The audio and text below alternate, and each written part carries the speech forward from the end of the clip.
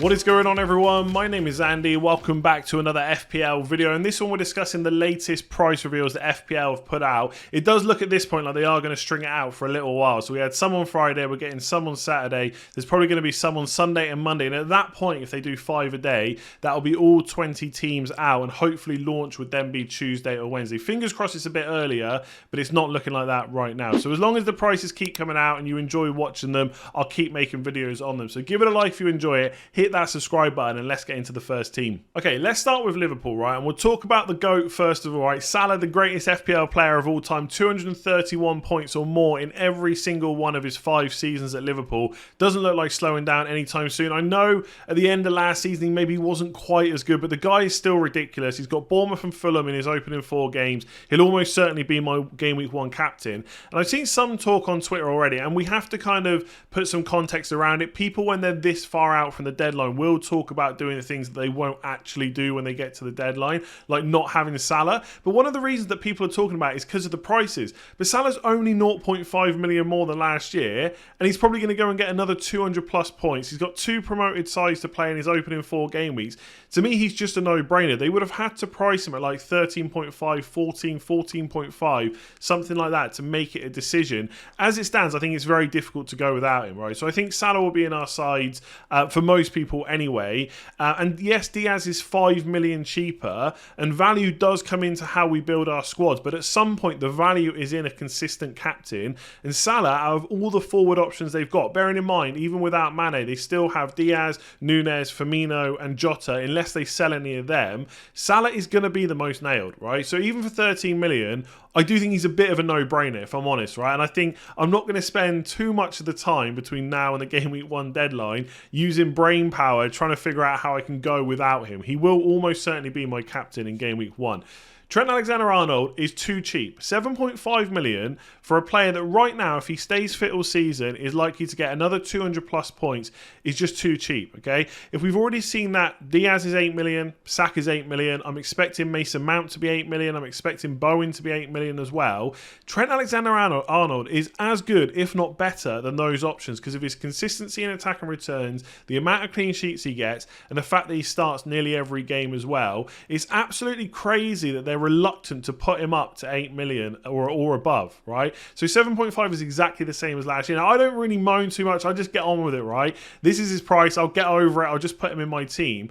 But it almost makes it a non-decision. Like, why would you not have Trent in your side? I know we haven't seen the rest of the teams yet, but there's not going to be suddenly so many crazy cheap players or crazy expensive players where we think, oh, actually, we can't afford Trent. We're going to be able to afford Trent at 7.5 million. He's going to be in most people's teams. He was last year. I don't see why that would change this year instead. And fair enough, if they don't want to put him at like 9.5, even though he's probably worth that, at least put him up to 8, 8.5. Make people make a decision.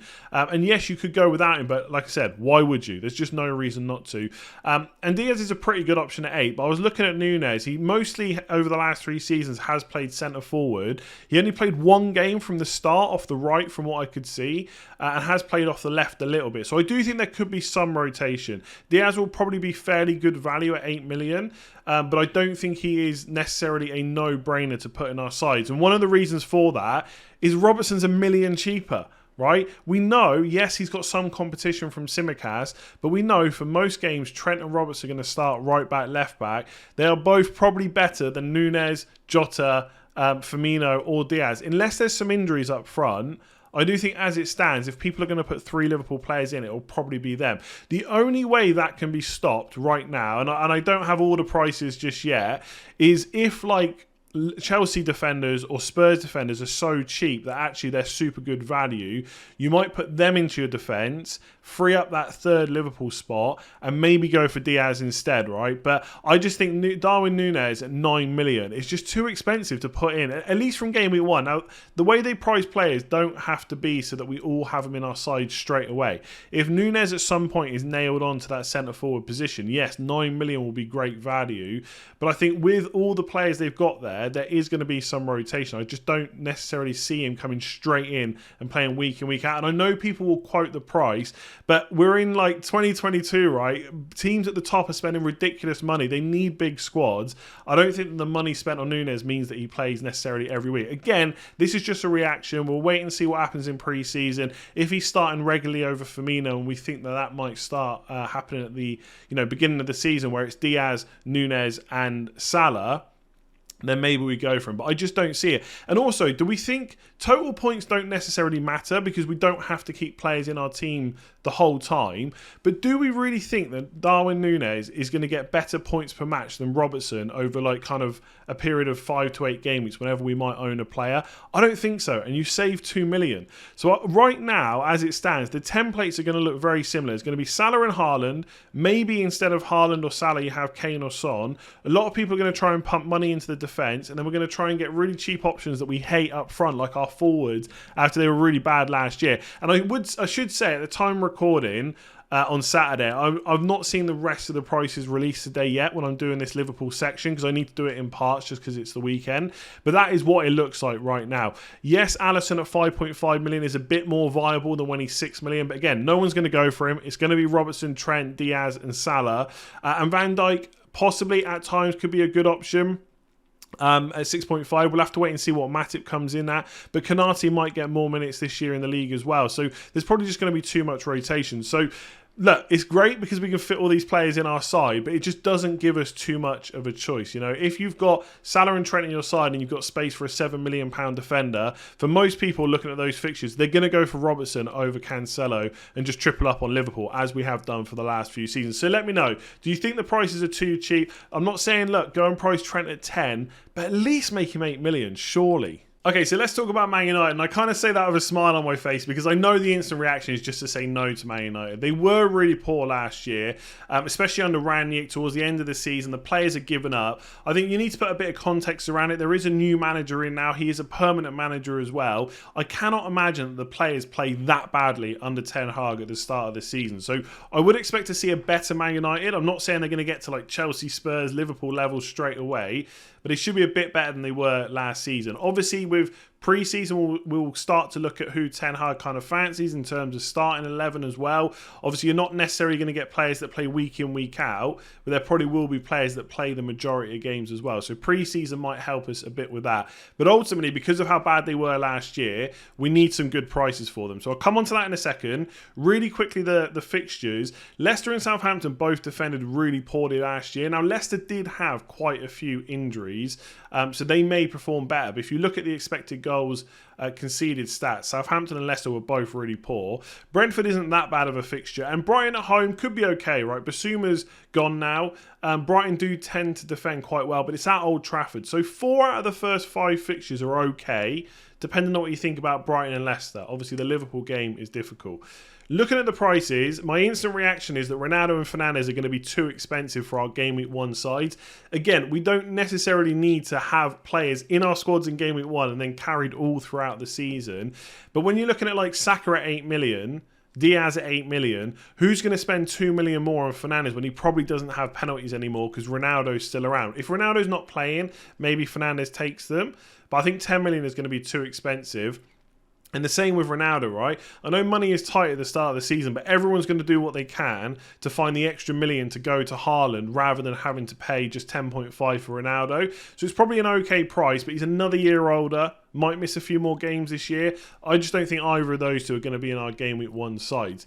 Man United do have some other nicely priced midfielders who could do really well from an FPL point of view, but I absolutely understand anyone that just wants to wait and see, right? Again, to see who is first choice, who actually performs well, whether the team does well under Ten Hag or whatever, right?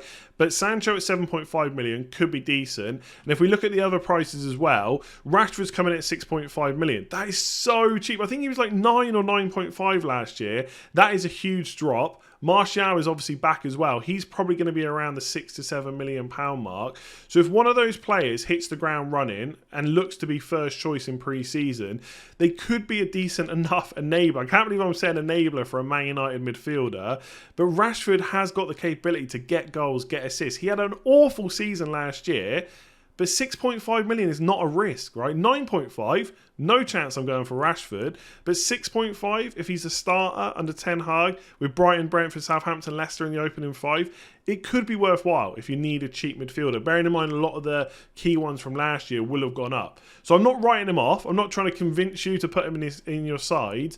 But I'm not writing him off either. I want to see what happens in pre-season. Elsewhere, all the defenders are about 5 million. Shaw could be okay money at 5 million, same with De Gea, but ultimately there's a lot of good 4.5 million defenders. So I'm not convinced we start off with Ronaldo, Fernandes, or many Man United defenders, but I do think Rashford and Sancho potentially interesting, only potentially though.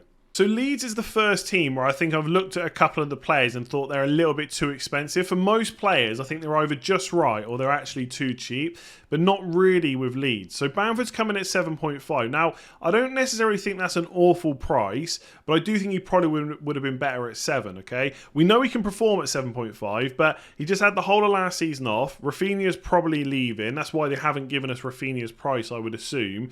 Bielsa's gone as well. Whether or not they're under Marsh, they will continue to attack well, or they might look to kind of shore things up and be a bit more defensive. Obviously, we only saw him at Leeds for a short amount of time last season. I just think that Bamford could have been a little bit cheaper. With Harrison, perfectly fine. I'm okay with that at 6 million. I think the fact that someone like Neto is coming at 5.5 probably means Harrison probably could have been 5.5 as well.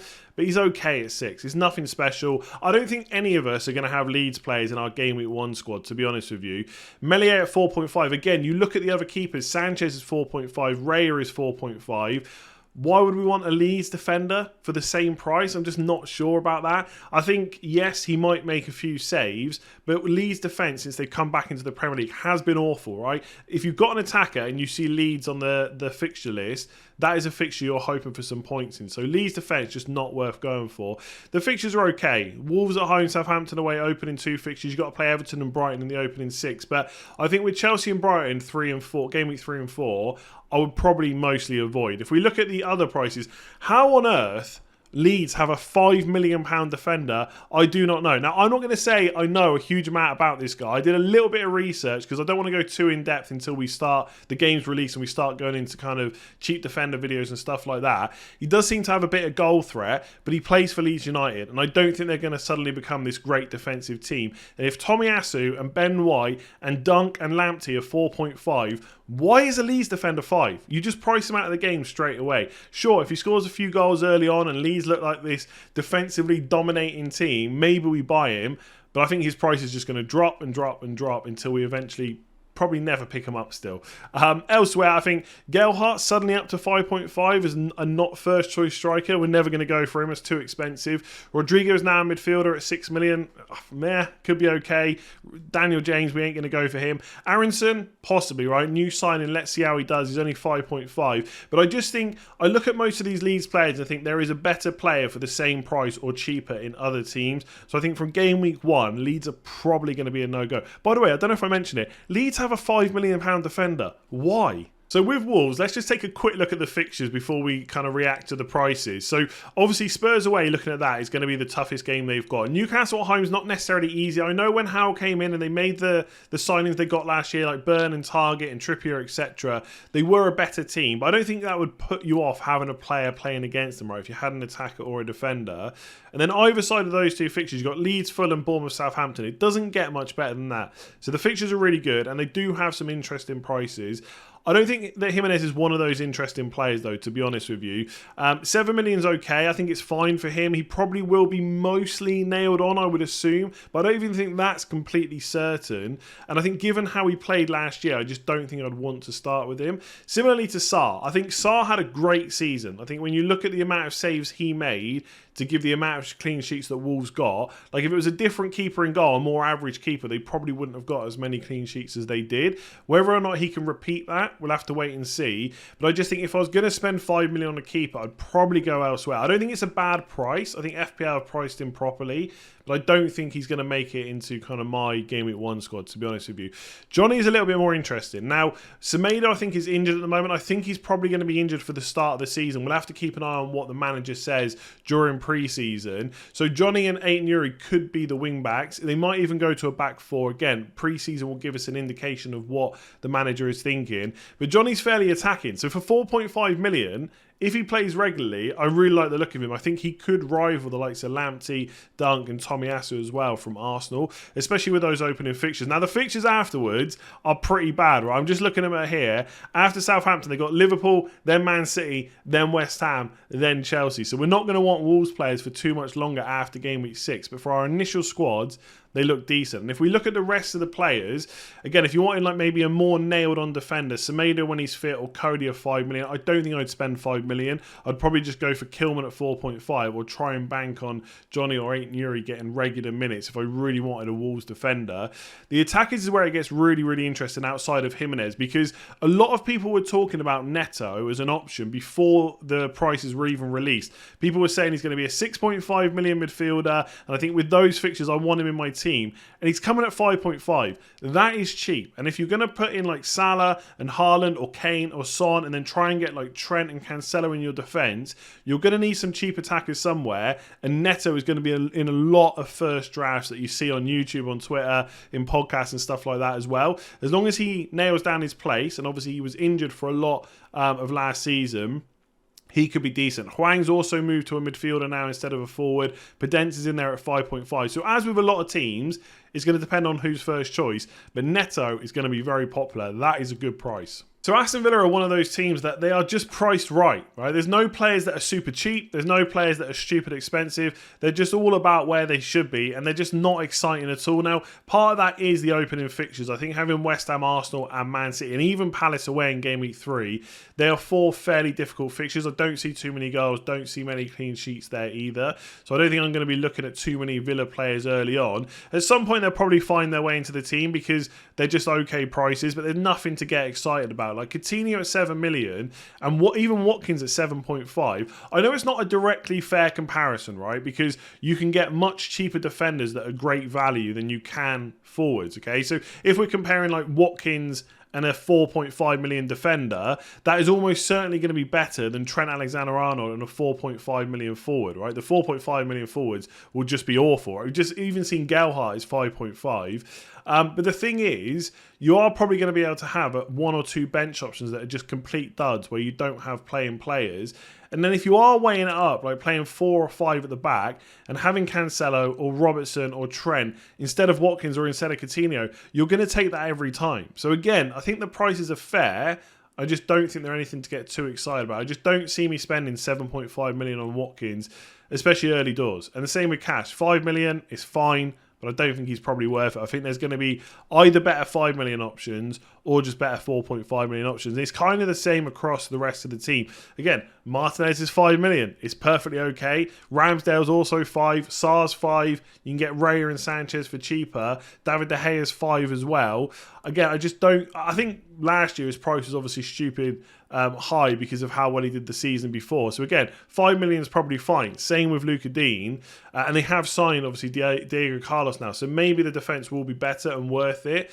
But on the surface, I just don't see too many great options here to get excited about. Again, Buendia 6 million, Ings 7 million, perfectly fine prices, but it's like whatever. It's nothing against Aston Villa. I just think the fixtures aren't great, and there are probably going to be better players either for the same price, or I'm going to want to find that little bit extra to get someone different. So yeah, my reaction is kind of, whatever. There we go. That's the latest prices that we've got. Let me know what you think about all these player prices. Can you be enticed by Man United players? Are Liverpool players too cheap? What do you think about Aston Villa players? Is there anyone to get excited about there? By the time you watch this video, they may have released another team, right? We could see Fulham and see what Mitrovic is priced at. I'm thinking now he's probably going to be 6.5, maybe 7 tops. But I think the way they've priced everyone else, I think they might just go for the 6.5 million price, but we'll see, and I'll react to that tomorrow. If you want a few more of these videos when they've released another 4 to 5 teams, let me know in the comments below. Keep giving these videos a like. It's much appreciated. Hit that subscribe button if you're new around here as well. Let's get to 300k before we push to 400k.